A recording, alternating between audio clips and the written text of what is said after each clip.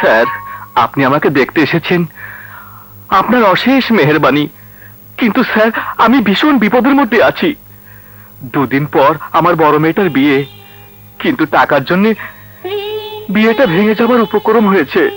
তাই পাগলের মতো দিশেহারা হয়ে পথ চলতে গিয়ে এই অ্যাক্সিডেন্ট হয়েছে। ভালোই হতো যদি অ্যাক্সিডেন্ট আমি মারা যেতাম। এসব আপনি কি বলছেন? আপনি অফিসের পুরনো কর্মচারী, মেয়ের বিয়ের জন্য আগে বলেননি কেন? কত টাকা লাগবে? তা প্রায় 20,000। ও, বিয়ে কবে? সামনের শুক্রবার। আচ্ছা আচ্ছা আচ্ছা, আপনি এখান থেকে বেরিয়ে আমার সাথে অফিসে দেখা করবেন, আমি অ্যাডভান্স দিয়ে দেবো। হ্যাঁ, চলি, চলো। আল্লাহ,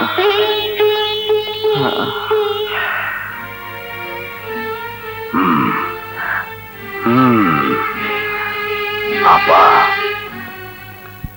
কি বললি? টাকা অগ্রিম দেবে? হ্যাঁ। আমার অনুমতি ছাড়া? তোমার বলছি কি? তুই কিছু বললি না? আমি তোমার কথা বলেছিলাম। সে বলল, ও সে বলল কি জানো, আমার নাম শাকিল চৌধুরী, আমি কোম্পানির জেনারেল ম্যানেজার, আর উনি মোসাম্মত আয়েশা খাতুন, মালিক। এসব ব্যাপারে মালিকের হুকুম নেবার প্রয়োজন আমি শাকিল চৌধুরী মনে করি না। আর এসব ব্যাপারে উনি যদি ফার্দার নাক গলান, তাহলে আমি সবকিছু লাথি মেরে চলে যাব। হ্যাঁ, এইসব কথা সে বললো? নইলে আর বলছি কি? সেদিন আমাকে নাক বোচা বললো, আজ শাশুড়িকে নাম ধরে রাখলো। উফ, ভাবাই যায় না। অনেক সহ্য করেছি, এবার আমার একটা কিছু করতেই হবে। এই নিন, এবার মেয়েকে সুন্দরভাবে বিয়ে দিন। আল্লাহ আপনার ভালো করুক স্যার, আল্লাহ আপনার ভালো করুক। দাঁড়া, এসব কিসের টাকা দেয়া হচ্ছে? ওনার মেয়ের বিয়ে, তাই টাকাটা। আমাকে জিজ্ঞেস করেছো? এই সামান্য ব্যাপারে আপনাকে জিজ্ঞাসা করতে হবে? অবশ্যই জিজ্ঞেস করতে হবে, কারণ এই ফার্মের মালিক আমি, তুমি নও। তুমি নিজে একটা ফার্ম করো, তারপর এভাবে টাকা বিলিয়ে দিয়ে দেখো নিজের টাকা অন্যকে দিতে কেমন লাগে। টাকার প্রতি আমার কোনো লোভ নেই, টাকার চেয়ে মানুষের মূল্য আমার কাছে অনেক বেশি। একজন বিপদগ্রস্ত মানুষকে বিপদ থেকে উদ্ধার করতে চেয়েছিলাম। যাক, ভালোই হলো। আজকের এই ঘটনাটা না ঘটলে আমার সম্পর্কে আপনার মনোভাব বুঝতে পারতাম না। আর নিজের টাকার কথা বলছেন?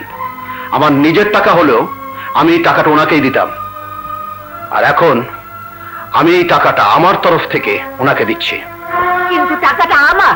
হ্যাঁ, কিন্তু আজ 1 বছর হলো আমি ফার্মের জেনারেল ম্যানেজার, কোনো বেতন আমি নেইনি, তাই আমার বেতন থেকে এই টাকাটা আমি ওনাকে দিলাম। এই নিন রফিক সাহেব।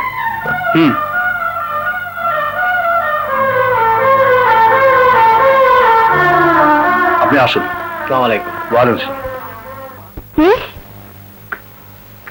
এসব তুমি কি বলছো মা?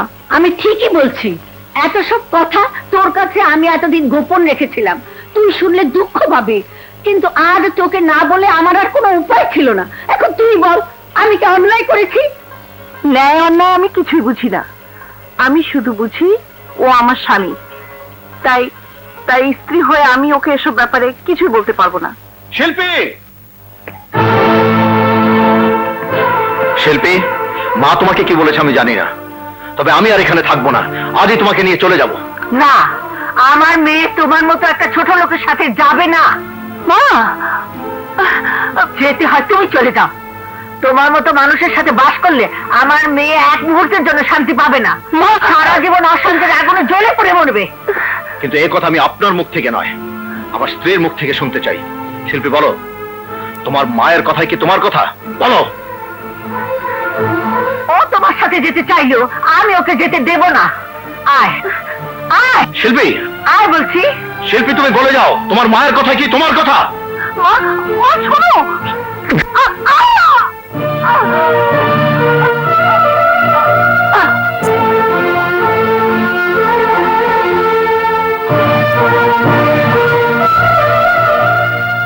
শোনো, আমার মেয়ে তোমার সাথে যাবে না, যেতে হয় তুমি যাও। শিল্পী, তুমি আমার সাথে যাবে কিনা সে কথা আমি তোমার মুখ থেকে শুনতে চাই।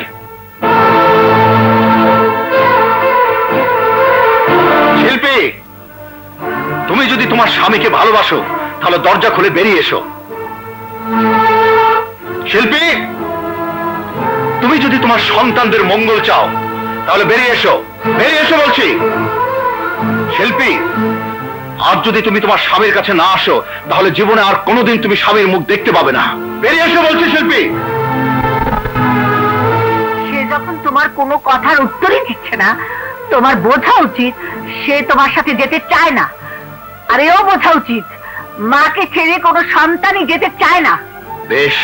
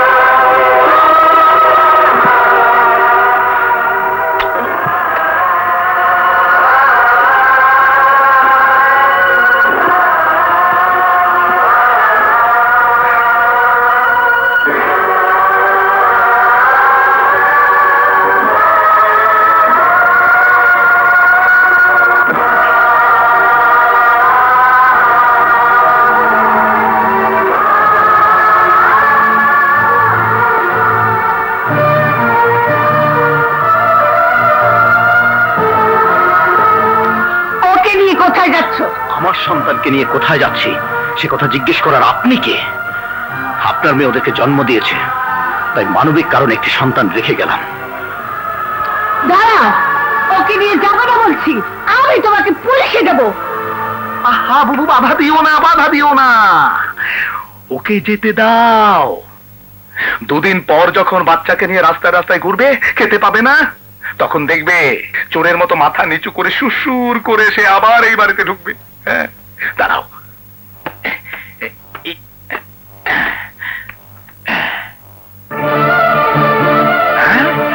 বুবু, ও বুবু, শিল্পী তো অজ্ঞান হয়ে আছে।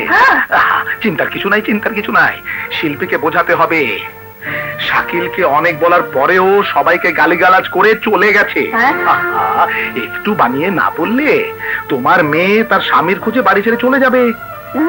আর চলে গিয়ে যদি স্বামীর সাথে থেকে যায় তাহলে তোমার একমাত্র মেয়েকে চিরদিনের জন্য হারাতে হবে। হ্যাঁ, বংশ প্রদীপ জ্বালাবার মতো কেউ থাকবে না। শোনো, শাকিল গেছে যাক, মেয়ে তো আছে।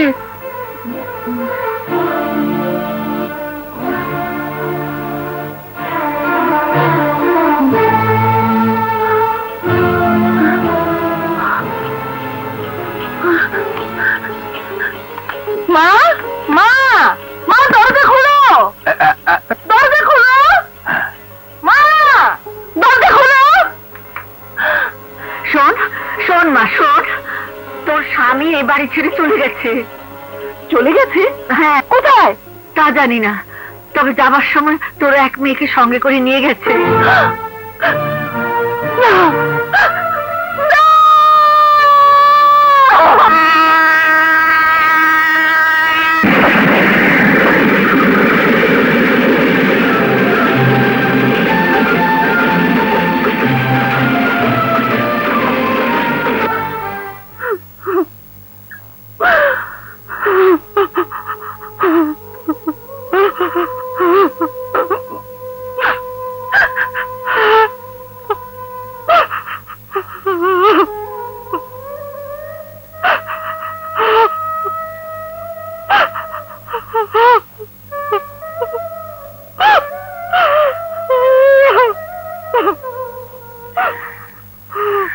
কাঁদিস না মামনি, কাঁদিস না। আমি কত করে বললাম যেতে হয় তোমার স্ত্রীকে সঙ্গে নিয়ে যাও, মেয়েটাকে এভাবে ফেলে যেও না। ও মা বলে কি না, এমন মায়ের মেয়েকে নিয়ে আমি ঘর করতে চাই না। আমি বললাম শিল্পী মায়ের তো কোনো অপরাধ নেই। হ্যাঁ, তখন শাকিল কি বলে জানিস, মা যখন মেয়েকে নিয়ে ঘরে আটকে রাখলো তখন কেন সে ছুটে এলো না? আরে এটা কোনো কথা? হ্যাঁ, চলে যাবার সময় বললাম শিল্পী অজ্ঞান হয়ে পড়ে আছে, অজ্ঞান হয়ে পড়ে আছে। এর উত্তরে বলে কি জানিস, না না না না, সে কথা আমি মুখে আনতে পারবো না, কিছুতেই মুখে আনতে পারবো না, আমাকে রিকোয়েস্ট করিস না। ছি ছি ছি ছি, বলে কি না মরে যাক, তাতে আমার কিছুই যায় আসে না। শুনে আমার মাথায় রক্ত উঠে গেল, ইচ্ছে হলো ঘুরে মারি একটা বাম গালে। না না না না, তোর কথা ভেবে শেষ পর্যন্ত আর থাপ্পড়টা মারা হলো না।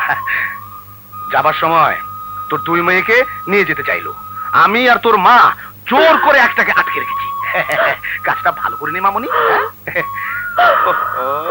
কাঁদিস না মামুনি, কাঁদিস না, তোর কান্নাকাটি আমার সহ্য হয় না। আর ওই ছেলের জন্য এত কান্নাকাটি করার কি আছে আমি তো বাবু বুঝি না। হ্যাঁ, ও, আমি তো আবার বিয়েই করিনি, আমার না বোঝারই কথা। ঠিক আছে ঠিক আছে, দেখি কি করতে পারি।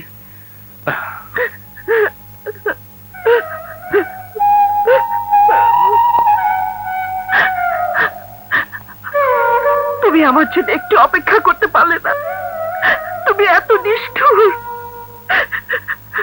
বেশ, তুমি যদি রাগ করে আমাকে ছেড়ে চলে যেতে পারো তাহলে আমারও রাগ আছে, আমিও তোমাকে ছেড়ে থাকতে পারবো।